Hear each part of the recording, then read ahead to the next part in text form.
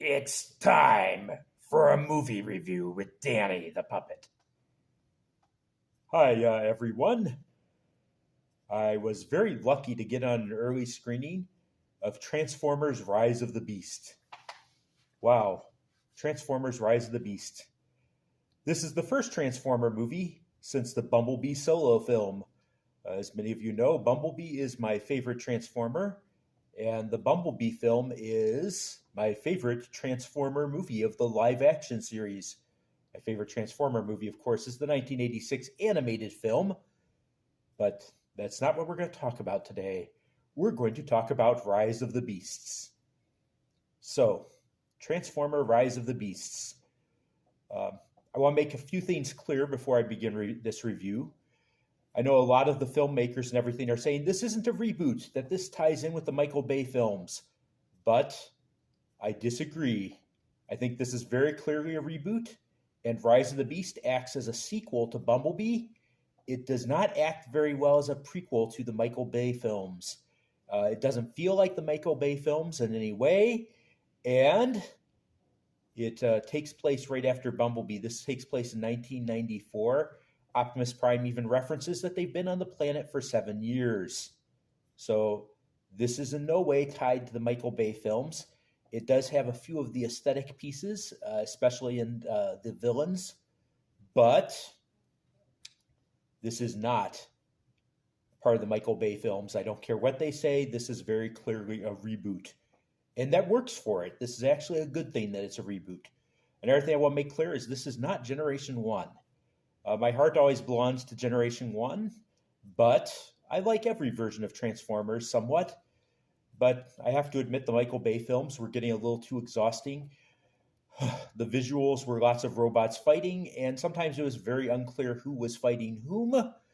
And the robots didn't have very much of a Transformer aesthetic at all. But I think we've gotten to a point where they blend that Michael Bay aesthetic with a little bit of a Generation 1 feel, and it works very well. So, Rise of the Beast, what did I think of it?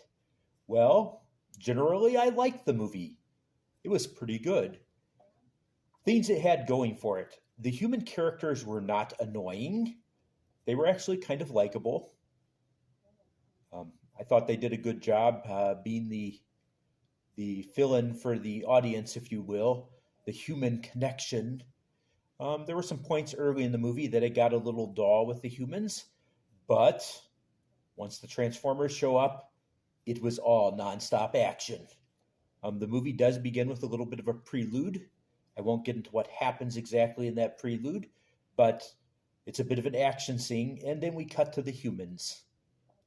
So it does take place in 1994. You get a lot of 90s hip hop if you're into that. I actually kind of liked some of the songs. It was a nice throwback to the 90s days. Let's talk a little bit about the robot characters. Optimus Prime is angry. I know we're getting kind of tired of the angry Optimus Prime we see in the Michael Bay films, but I think it works here. I think they're using it as a way to show some character growth for Optimus Prime, who is having a difficult time relating to the human beings. Bumblebee, of course, likes the humans and references how he had befriended humans in the last movie. And so you have kind of a change in the status quo there. So the angry Optimus Prime kind of works here because we get to see some character growth and development for him. As one character refers to, is he's just trying to take care of his family. And it makes a lot of sense in the context of this movie. The standout character, I think, as far as the Autobots go, is Mirage. Mirage is awesome. No, I'm not a big fan of Pete Davidson. I think his name is, I don't know, the comedian that does the voice of the Mirage. But I think he did a really good job here. Mirage is definitely a standout character. That being said, I don't know if he lines up with Generation 1 Mirage. He does a hologram thing like Hound, which is kind of Mirageous, although Mirage's ability was always to turn invisible. He's a bit of a scoundrel character, which I kind of liked. Again, I don't know if that lines up necessarily with Generation 1 Mirage. I know Generation 1 Mirage was sometimes suspected as being a traitor, but that's not really what happened here. But he was kind of a fun character. He had a lot of good humor moments. The humor wasn't cringy, as the kids say, like the Michael Bay films. It was just some good, genuine humor. It played pretty well to the audience. I enjoyed it quite a bit. Let's talk about Wheeljack for a second. I like the character of Wheeljack, but again, this was not our Generation 1 Wheeljack. I'd probably be more in line with, say, Mirage lined up with Generation 1 than Wheeljack did. That being said, I know a lot of people are upset about the character, but I think they're upset because he didn't look like Wheeljack, and he certainly doesn't act like the Wheeljack we know. But he was a fun character. He wasn't in the movie much, to be honest. Then we have Stratosphere. Well, Stratosphere is an interesting character. I didn't really have a problem with him. He doesn't take up much of the screen time, though. But he is an Autobot that doesn't get talked about much, so I figure I'll mention him here. He was kind of nice. RC was probably the most Generation 1 feeling character of all. I can't say there was a lot of personality and backstory that was given to her, but she was fun, and she certainly was there for a lot of the action, and we got to know her as a character a little bit. So I liked RC. She definitely felt like Generation 1 RC in a lot of ways. And then there's Bumblebee. Bumblebee is going to be sidelined for most of the movie. I won't get into the specifics of it. You'll have to watch the movie and see. As much as I love Bumblebee, I think it worked well for the plot that he wasn't the center focus of this. This movie focused heavily on Optimus Prime and his character growth, and focused on Mirage and his relationship with the human Noah. So we talked about the Autobots. Let's talk a little bit about the Maximals. Ooh, I love seeing the Beast War characters here. Optimus Primal was definitely a standout. Optimus Primal, good character, voiced by Ron Perlman here. Would have loved to have heard the original voice actor, but Ron Perlman's a good actor for playing Optimus Primal. Optimus Primal takes center stage as far as the Maximals go. Him and Air Razor, and both are very well done. Rhinox and Cheetor are there, but they don't really do much. If I had one complaint about the Maximals, they don't transform very often. But as somebody pointed out to me, if you watch the old Beast Wars show, they don't transform very often there either, so mostly in beast mode. We get a little bit of hint of the story of the Maximals, a little bit of hint of their origin, but they don't dive too deeply into it. Optimus Primal serves here as kind of a counterpoint to Optimus Prime and works with helping Optimus Prime with his character growth. The action scenes are good. Lots of good action scenes, not like a Michael Bay film where we can't tell who's fighting whom. But in this case, I think it was very clear when we saw the Autobots on the stage that they were there. The villains were pretty good. Scourge was a standout, of course, and I think that was meant to be the focus. Scourge was an awesome character.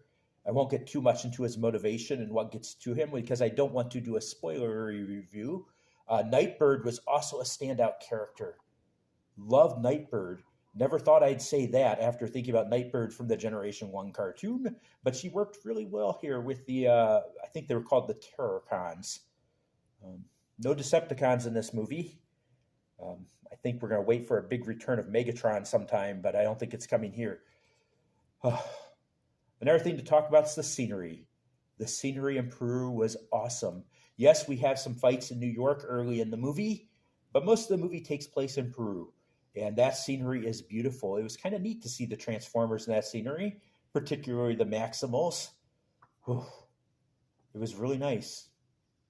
Overall, I have to say I liked the movie. It was good for a reboot. It wasn't quite the Michael Bay films, and it wasn't quite Generation 1, but it fell somewhere in the middle. As far as where it ranks in my favorite of the live-action Transformer films, I feel like this one was right up there with Bumblebee. I still have a soft spot in my heart for the first Transformers movie, but Michael Bay's off-color humor and some of the human characters in that movie kind of annoy me. And so while I like that movie, it was kind of odd. But this one stands right up there. I think Transformers are going in a good direction.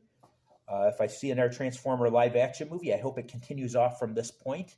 There are lots of build-ups here, but nothing that makes the movie inaccessible. The movie is very accessible to new viewers. People who haven't even watched Transformers before will like this. I think the best way to sum it up is this statement. My middle child, Faith, she's not a big fan of Transformers, but she left this movie and she loved it. So if you're a Transformer fan, I encourage you to give it a try, even if you haven't been a big fan of the movies. If you're not a Transformer fan, I encourage you to give it a try.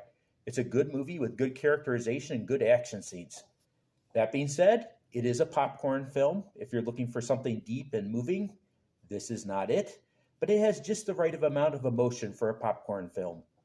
Well, that's all I have for now. Hope you get a chance to see Rise of the Beast, and feel free to share it in the comments on the Facebook pages where I post this. Talk to you later. Bye.